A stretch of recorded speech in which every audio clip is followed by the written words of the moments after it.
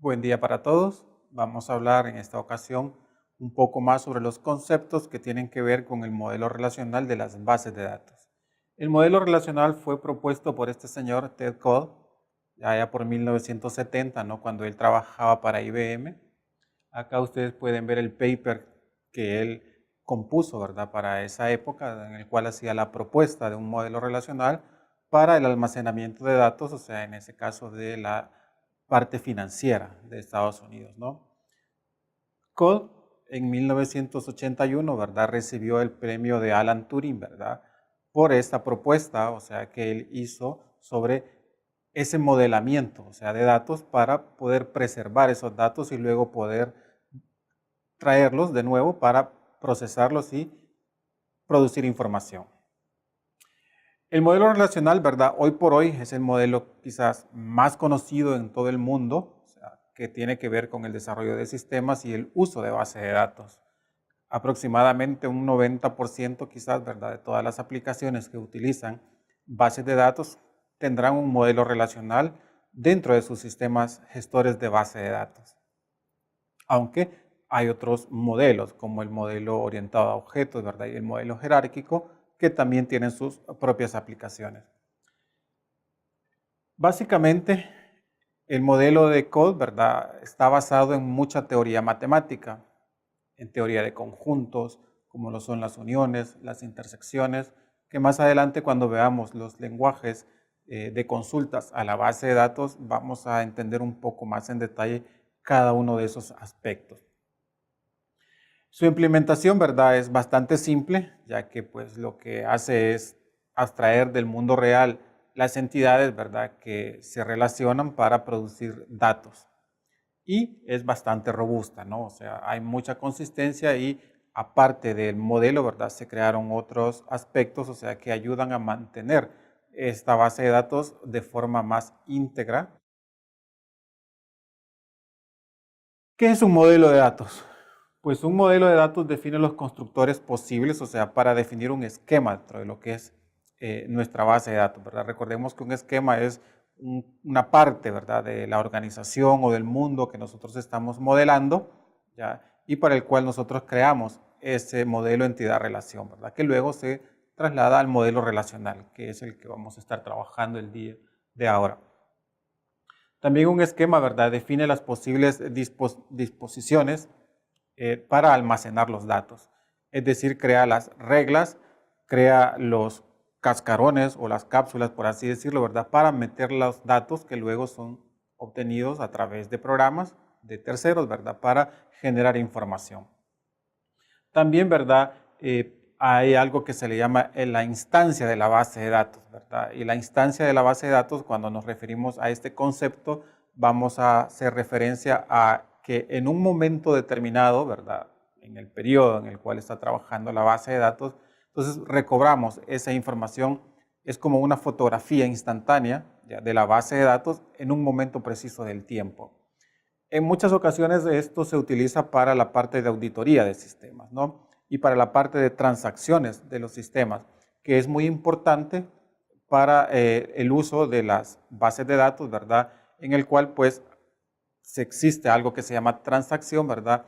Que es un conjunto de sentencias que deben ejecutarse como un todo y que si alguna de ellas falla, entonces la transacción pues no es válida.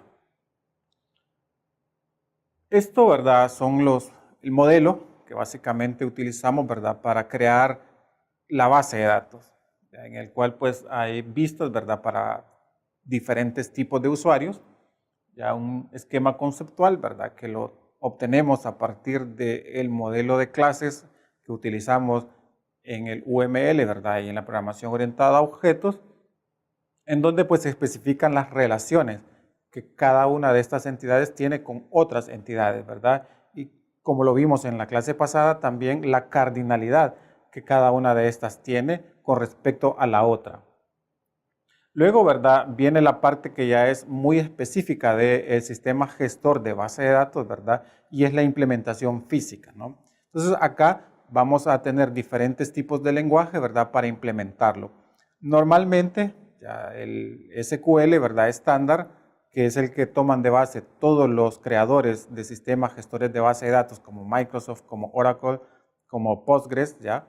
Entonces toman este conjunto básico y le agregan funciones, le agregan diferentes tipos de datos, ¿ya? Entonces hay que tener cuidado, ¿verdad?, en la selección del tipo de datos que nosotros utilicemos.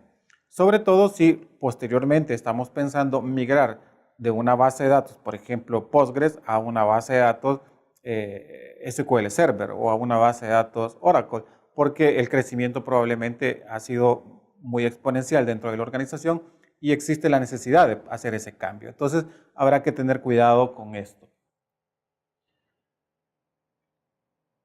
Hemos dicho, ¿verdad?, que hay programas de aplicación, ¿verdad?, que son los que utilizan los usuarios. Dentro del sistema gestor de base de datos, ¿verdad?, hay un procesador de consultas. Ese procesador de consultas lo que tiene es una sintaxis, ¿verdad?, o un preprocesador, ¿verdad?, para verificar la sintaxis de un lenguaje que le denominamos DDL, ¿no? El lenguaje para definir, ¿verdad?, los objetos dentro de lo que es la base de datos. Por ejemplo, createTable, que lo ocupamos para utilizar o para crear el objeto tabla o el objeto relación, ¿verdad?, que se llama de igual, ¿verdad?, dentro de lo que es el sistema gestor de base de datos, ¿no? Entonces, existe un señor, ¿verdad?, que se llama diseñador de la base de datos, ¿verdad?, que es como el encargado o el que debe de conocer desde la letra A hasta la letra Z sobre el lenguaje DDL, del SQL y en particular, ¿verdad?, del sistema gestor de base de datos que se esté utilizando. Hemos dicho que si estamos utilizando SQL Server, pues es Transact SQL. Si estamos utilizando Oracle, es PLSQL. Este es un esquema, ¿verdad?, de la relación, ¿ya?, o de una relación de tres relaciones básicamente que tenemos acá, ¿verdad? Entonces una relación va a ser definida por su nombre y por el conjunto de atributos que ésta tiene. Por ejemplo, el contacto, ahí tiene un identificador, ¿verdad?, del tipo entero y tiene ciertos índices, ¿verdad?, o sea, que se crean para hacer búsquedas probablemente. Más adelante, ¿verdad?, vamos a ver cómo se crean los índices y cuál es la utilidad que tienen estos. Ya tenemos el teléfono, ¿verdad?, y tenemos el correo electrónico para una entidad, ¿verdad?, una entidad persona, una entidad estudiante, por ejemplo, ¿no?, o sea, que podamos tener. Cada atributo, ¿verdad?, que describe esta entidad, pues va a tener un dominio, ¿verdad?, de posibles valores. Ya en el caso de los números de teléfono, ¿verdad?, el caso para el país, pues es el prefijo 503, ¿verdad?, y luego 8 dígitos, ¿verdad?, o sea que nos dicen probablemente a qué compañía pertenecen, ¿verdad?, o si es un teléfono móvil o es un teléfono fijo también, ¿verdad? También, ¿verdad?, es posible que dentro de ese dominio, o sea, que nosotros estemos definiendo, exista un valor especial. Ese valor especial se le denomina nulo y pues tiene ciertos significados, ¿no?, que posiblemente el valor en ese momento nosotros no lo tengamos, ¿verdad?, y posteriormente sí lo sepamos y luego se adiciona a la base de datos, ¿verdad?, o puede que no exista, ¿ya? De hecho, es una mala práctica, ¿verdad?, colocar un campo, o sea, donde pues de antemano sabemos que van a haber muchos valores nulos, ¿no? Entonces, es importante que al momento de hacer el análisis de los datos, ¿verdad?, entonces logremos identificar si hay un posible campo, ¿verdad?, que va a obtener muchos valores del tipo nulo, ¿no? Entonces, en ese caso, pues es mejor sacarlo, ¿verdad?, o colocarlo en una entidad aparte.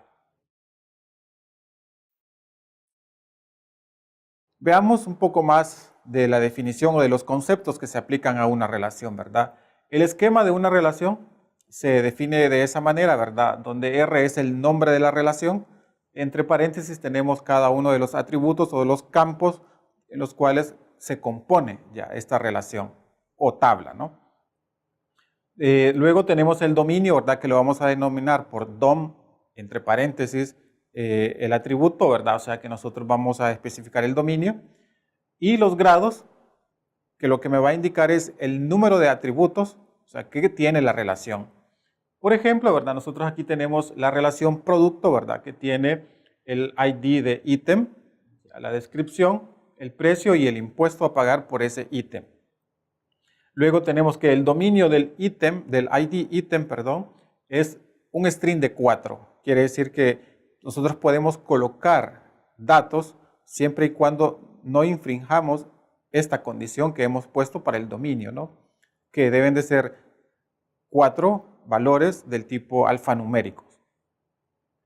El dominio de precio en este caso también, ¿verdad? Es del tipo dinero, ¿verdad? Currency. Y probablemente tengamos que especificar si es dólares o es euros o cualquier otra moneda en la cual nosotros vayamos a trabajar. También, ¿verdad? El dominio de impuesto pues es boolean, ¿ya?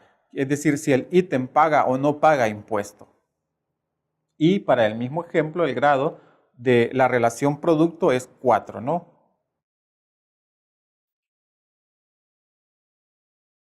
Una tupla es una línea, por así decirlo, ¿verdad?, de información o de datos que nosotros tenemos dentro de lo que es la relación.